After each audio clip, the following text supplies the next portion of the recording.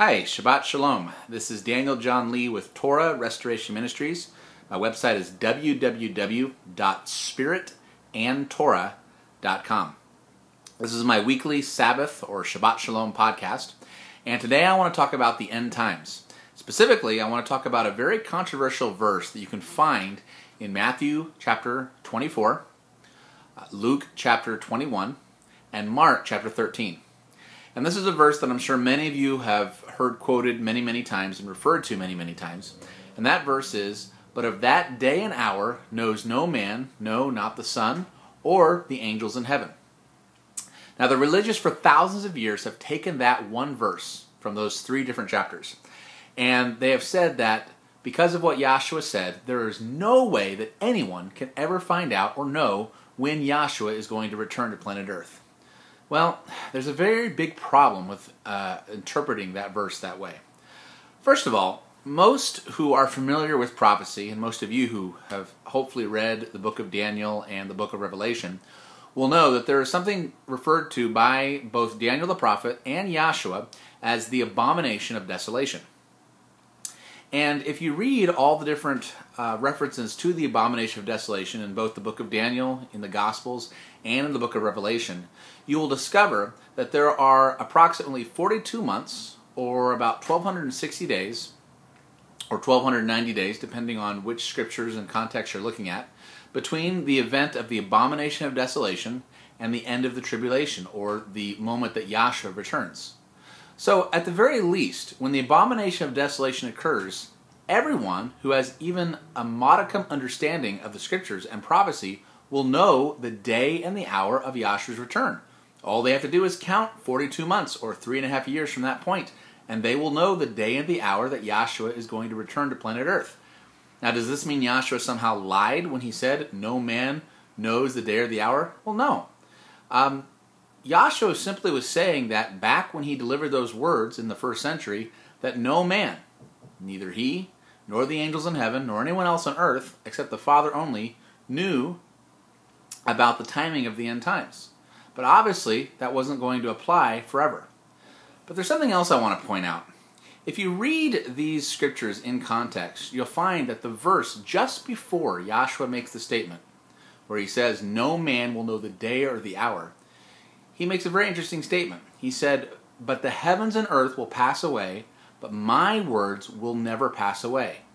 But of that day and that hour no man knows, no, not the angels, nor the Son of Man, but only the Father in heaven." It is the day that the heavens and the earth pass away that no man knows when will occur. Well, if you read Revelation chapter 19 and Revelation chapter 20, you'll discover that the heavens and the earth are still in place. They still exist before, during, and after Yahshua returns to planet Earth for the second time. In fact, after Yahshua returns to planet Earth to rule and reign as the king from Jerusalem, the heavens and earth are still in existence and still in place for 1,000 years, at least 1,000 years after his return. If you read Revelation chapter 20, you'll discover that Yahshua rules and reigns over planet Earth for 1,000 years. Then it says, at some point after the 1,000 years have ended, that Satan will be released from the great abyss, and he will deceive the multitudes on the earth to come against Jerusalem for one last great rebellion. At that point, the heavens and the earth will flee away as the Father sits on the great white throne. It is that day and hour that no man knows, no, not even the Son of Man or any angel in heaven.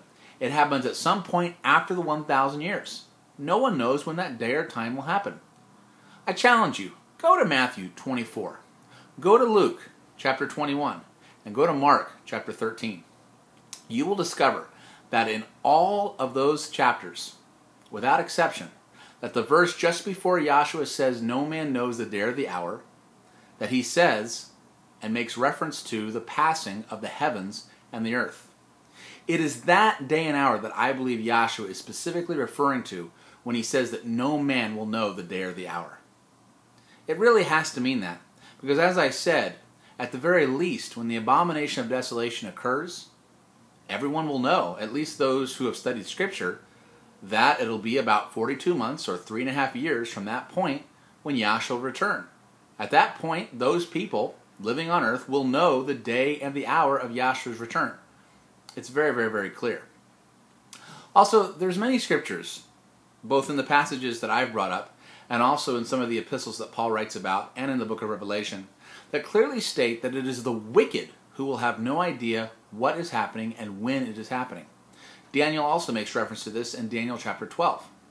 It is true that if you are wicked or you're a hypocrite and you're not paying attention to your master and you're living your own life and you're pursuing your own dreams, you are going to have no idea when these things are going to come to pass. You're not going to understand what's happening. In fact, it says only the wise will understand.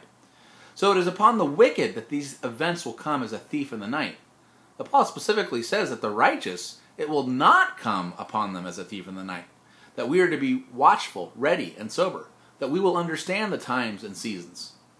Why would Yahshua spend so long in Matthew chapter 24, for instance, telling us about all the various signs and things and events that would occur if we were to have absolutely no idea when he actually was going to come?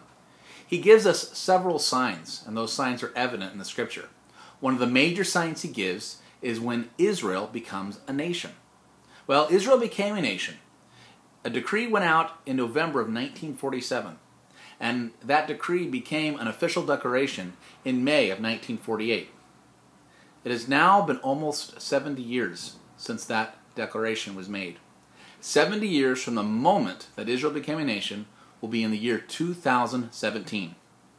It is on Yom Teruah 2017 that I, Apostle Daniel Yochanan Lee, am declaring that Yahshua will return for his bride. He will return to rule and reign on planet Earth. We've already seen confirmation of this, even though the multitudes in the Messianic and Christian movements are sleeping. June 5th, 2011 is exactly 2,300 days to the very day prior to Yom Teruah 2017. And on June 5th, 2011, something very extraordinary happened. For the first time in 38 years, the most serious hostilities and battles between Israel and Syria occurred. Syria, wanting to distract the population of the world from coming against the protesters in Damascus, paid several Palestinian protesters to go to the northern border of Israel. When they did so, Israel was forced to defend its borders, and there were some serious skirmishes and battles. In fact, for several days after June 5th, articles came out in which Israel and Syria both said that these types of battles and skirmishes that occurred on June 5th would escalate and eventually lead to a full blown-out war between Syria and Israel. In fact, there was just a story a few days ago in which it was suggested that U.S. naval forces are moving into place because the U.S. itself is preparing to launch an attack against Syria. This isn't very difficult to believe since they've already started a war in Libya and now they're bombing Yemen. I'm telling you, the events on June 5th, 2011, which occurred exactly 2,300 days before Yom Teruah 2017, will lead not only to escalating violence between Israel and Syria, but will directly lead to prophetic events propelling us forward to that great day in which Yahshua returns. If you want to understand the significance of 2,300 days, go to Daniel chapter 8, in which Daniel very clearly talks about the prophetic 2,300 days, which leads to the cleansing of the temple and Yahshua's eventual return. These events are occurring right now, and they're occurring with great speed. I'm urging all of you within the Messianic and Christian movements to wake up. The signs are happening all around us. Everyone seems to be asleep. But I'm telling you, Yahshua's return is very, very near. He's coming back for his own in 2017. We can know the day and the hour.